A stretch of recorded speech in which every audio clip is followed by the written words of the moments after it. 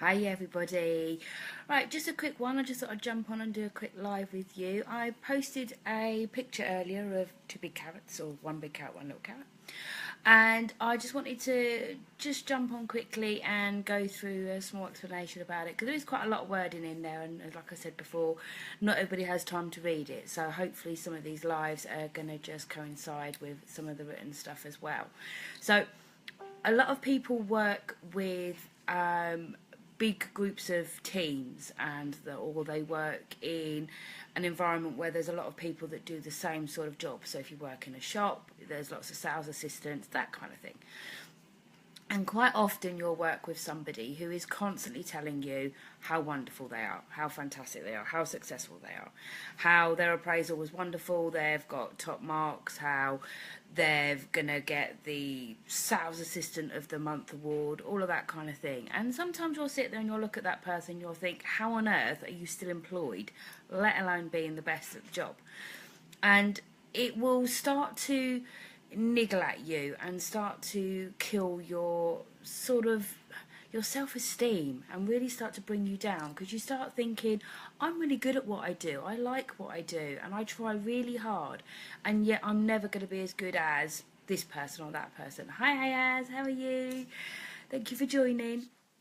So what tends to happen is you then start to, oh hi Dave, you as well, and you'll start to really knock your own confidence and start to feel like you're not good enough or you're not going to do as well. And these people aren't always telling the truth. And when I was a manager for a team of people, one of the things I would always say during their appraisals and their one-to-ones, when they would say, oh, I'm not as good as so-and-so, is don't always believe what you hear. Nobody's going to come out of a one-to-one meeting and go, I've just been given the biggest bollocking ever. If I don't pull my socks up, I'm out the door.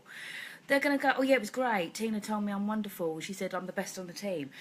And quite often it's not true. And I've said this to so many people, in that, you've got to look at what you see and trust yourself. Just because somebody else is telling you that they're wonderful doesn't mean that they are, and it certainly doesn't mean that you're not good or that you're not the best. So if you're having a one-to-one and your manager is telling you you're really good at what you do and they're really pleased with you, believe it. That's true. No manager's going to tell you you're great if you're not. If the person sitting next to you is telling you that they're much better than you, so you're doing a task and you're struggling and they're going, well, I never had that problem, I never found that difficult, doesn't mean that they didn't, it's just that they're not telling you. So what I've done is given you kind of 10 top tips of just kind of things to keep an eye out.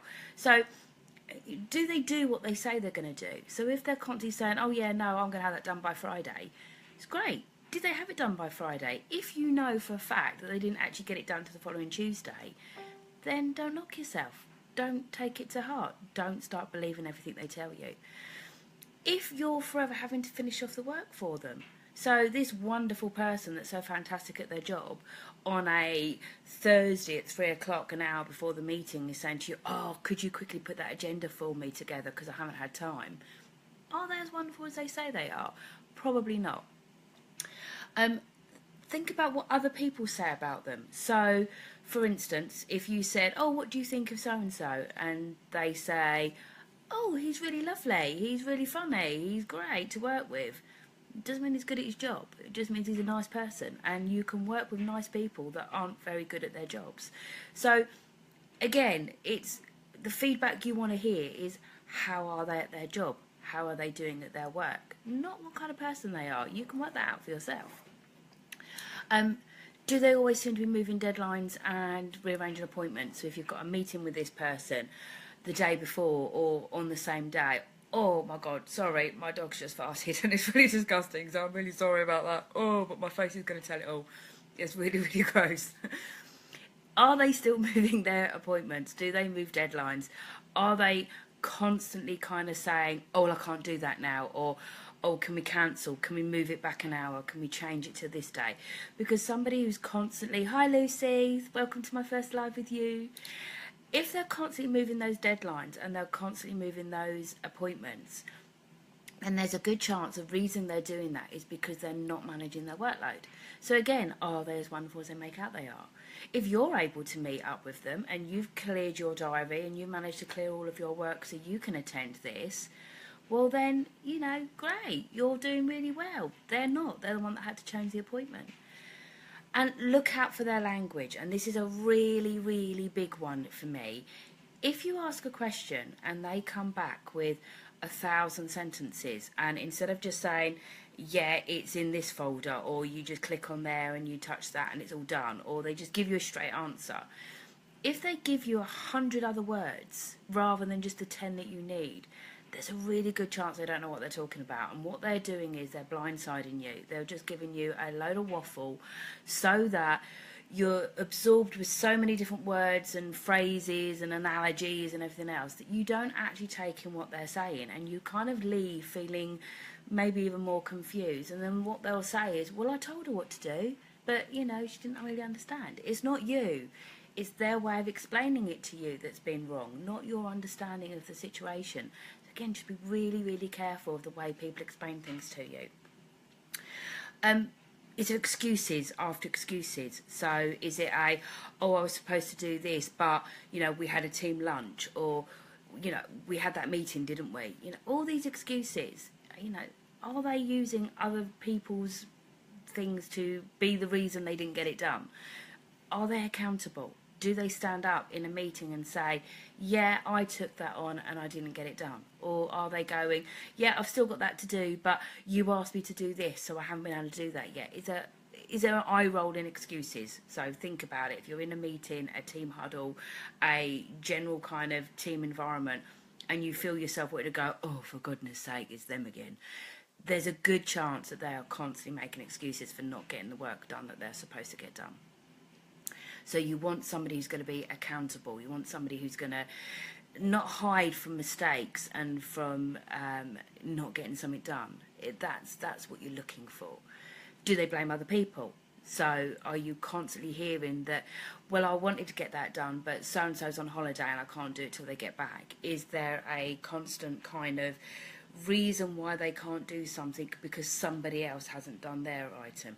And sometimes that can be true. If you're in a team environment where you can't do something till somebody else has done something, then there is a really, really good chance that that's true. And that doesn't necessarily mean that they are bad at their job.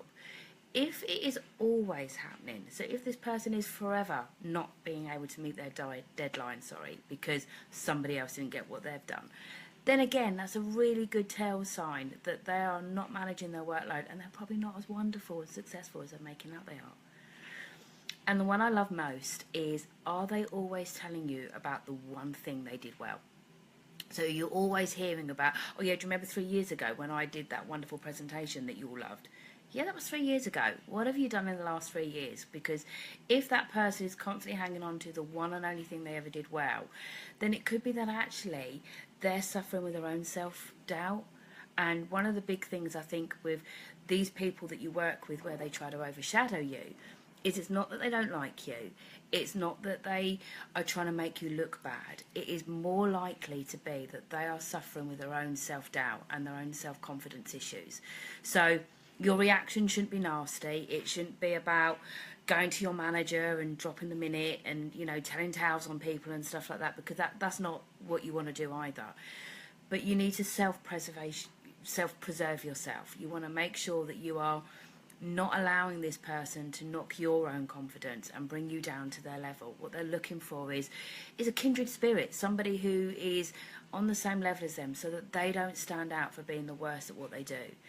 And what you can do is you can help them along that by not kind of allowing them to get away with it, allowing them to keep doing it. You get them to start to stand up and be more accountable for themselves. So my advice, don't allow them to knock your confidence. Stay strong. Remember that you're good at what you do as well. Take the feedback that you get from your managers and from your clients. If you're looking at it from a business point of view, if people are constantly telling you you're great, then believe them. If somebody else in the business environment is telling you that, oh yeah, they said you're great, but I've done that, I did that last year, you know, that's so yesterday, then don't allow that to knock your confidence. Everybody works at a different place, at a different speed, in a different way, and you've got to find your niche, your environment, and where you work best, and stick to that. That's you. Be real. and let other people, let them deal with their own self-confidence. And all you need to do is just be really polite and just kind of say, yeah, that's great, I'm really pleased for you that you're doing so well, and then just get on with your own job. The more you allow this negativity to drag you down or to kind of niggle at you and get under your skin, you will start to react to it. And all people see is that you treat Jane in the office like crap, or every time Paul in the office speaks, you're snappy with him.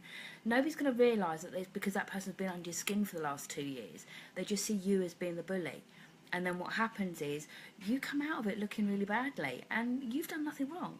So stick to you, stay real, and don't let these people get under your skin. You know, and my phrase that I really love is, a wolf can tell you it's a lamb. It can dress like a lamb, it can bark, it can do all of that kind of stuff, but it's still a wolf. And if you're looking at it and you're thinking, you keep telling me that you're a lamb, but I can see you're a wolf, believe yourself. You know, have that self-judgment there and trust yourself. And, you know, don't let it get into you. Don't let it knock your self-confidence. So if you're struggling with something like this and you want to have a chat, then drop a comment below here and I'll have a chat with you later. I'm going to be on and off the internet all day today, and I'm going to be working a little bit later this evening as well. So I'm going to be around quite a bit today. So if you want to have a chat, you want to air any points, any opinions, then please give me a shout. I'm here for you today. Take care. See you later.